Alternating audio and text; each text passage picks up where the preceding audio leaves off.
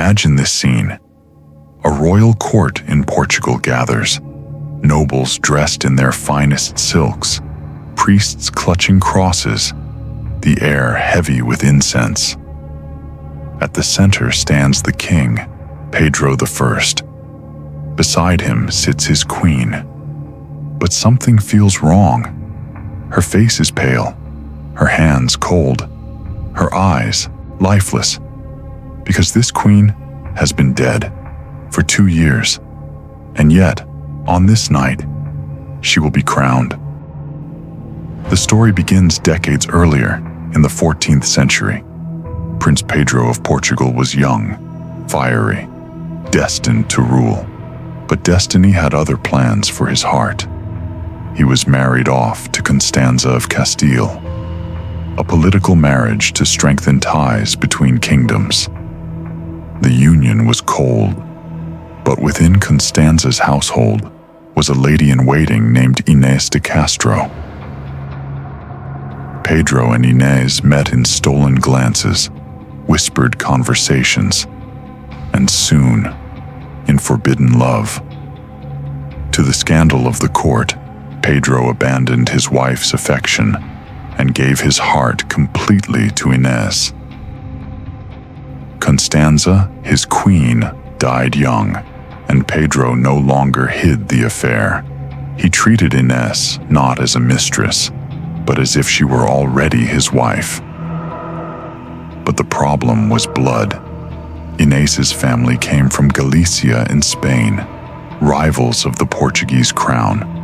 To the king, Pedro's father, this was treason in the making.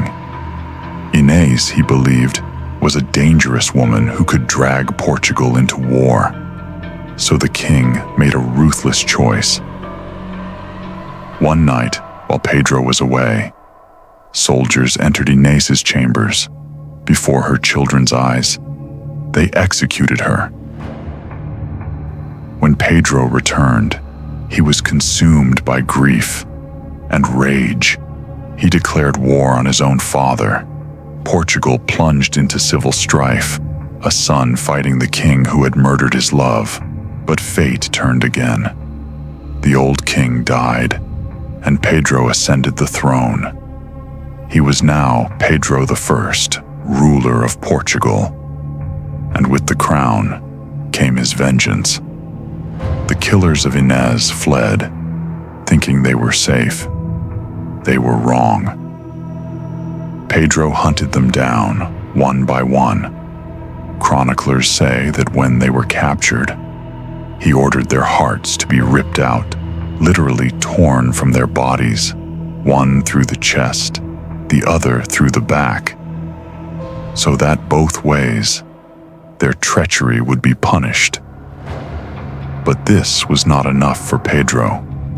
His grief had curdled into obsession. He declared to the court that Inês de Castro was not just his mistress. She had always been his lawful wife. And if that was true, then she was the rightful queen of Portugal. But how could a dead woman be crowned? Here comes the most chilling scene of all. Pedro had Inês's body exhumed. The court gasped when her coffin was opened, revealing her decayed form, dressed in royal garments. He placed her on a throne, and nobles were summoned to pay her homage. One by one, they knelt before her corpse, kissing the hand of a woman who had been in the grave for years. Whether from fear, loyalty, or horror, they obeyed. Chroniclers wrote that candles burned, bells rang, and Inês, dead, pale, and silent, was finally crowned Queen of Portugal. From that day, the court referred to her as Inês, the undead queen. But Pedro's story doesn't end there. His reign was marked by cruelty, yes, but also by justice. They called him Pedro the Just, and Pedro the Cruel, depending on whom you asked.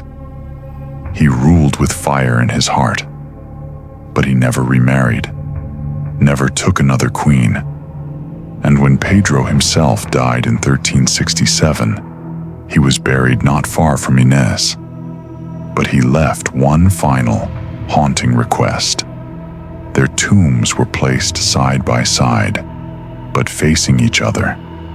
He ordered that on Judgment Day, when the dead rose again, the first sight he wished to see was the face of his beloved Inês. Centuries have passed. Today, in the monastery of Alcobaça, their tombs still lie there, stone effigies carved with exquisite detail, facing each other for eternity. Tourists walk quietly between them, sensing the echo of a love so fierce it defied politics, war, and even death itself. It is a love story, twisted into obsession, a romance turned into a nightmare, and a coronation unlike any other in history. For only in Portugal was there ever a queen who ruled from beyond the grave. If you enjoyed this tale of love, death, and obsession, make sure to subscribe to Cursed Thrones for more stories from the shadows of history.